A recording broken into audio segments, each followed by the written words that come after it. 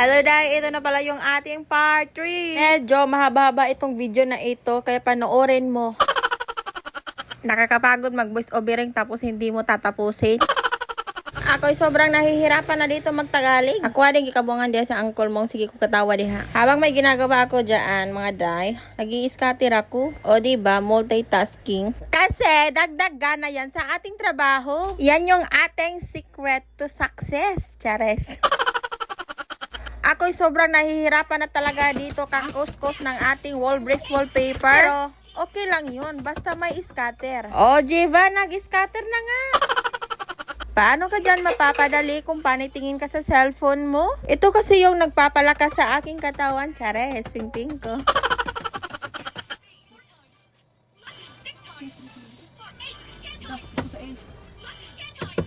Hala, naguto-guto. Sa 3 bet, may nalang 600. 600 ang hatag. Samtang naghinlo, mag-scatter nga na siya ba?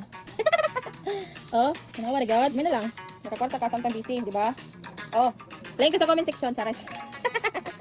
To be serious, ito na nga yung ating gagawin as of now. Dito na naman tayo sa ating bandang kusina. Lalagyan na naman natin ng kisame. Tapos itong bata na ito, nagpapakyut dito sa aking camera. Lumapit na pala ako kay Uncle dyan upang tulungan siya maghawak niyang kahoy. Sobrang nakakangawit talaga. Kami ay hindi professional sa pagpanday. Pero ginawa namin yung aming best para maging best, chares.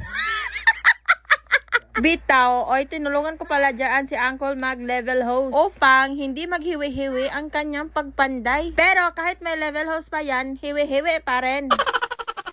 Buti na lang talaga mga day ay pumayag itong aking love of my life magpanday. Habang busy siya doon, ako naman neto, nagkuskus nitong aking wall bricks. Hindi ko talaga in-expect na ganito talaga ang mangyayari. Sa ilalim ng aking wall bricks ay madami na palang itim-itim. Grabe talaga yung dulot ng dinanas ko, chares.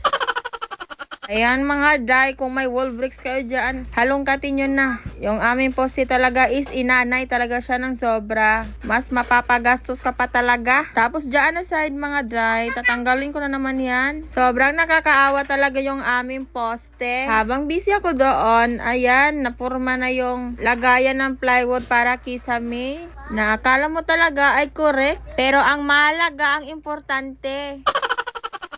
Medyo kailangan pa natin ng maraming pera para maayos itong ating sala at kusina. Sobrang gulo nitong bata na ito kasi tinatakpan niya yung aking camera. Ganyan talaga kapag sinumpong yung bata na iyan. Kahit medyo naiinis na ako dyan, ay wag na lang. Ako'y nauubusan na ng aking sasabihin. Inilagay na pala ni Uncle ang plywood dyan. Sobrang nakakawa talaga itong aking panday kasi wala siyang bayad dito sa kanyang ginagawa. At napuwing pa nga siya dyan. Nga naman ang bibi na cry man na. Medyo malapit-lapit na nga ito matapos. Mag-iisip pa kami kung ano yung aming ilalagay dyan sa pangkanto-kanto niya. Kasi mga da, yung kanyang mga gilid-gilid is nakikita talaga yung kahoy. At sana naman ay magkapera pa tayo para matapos ito agad. Hanggang dito lang muna yung aking part 3. Bye-bye!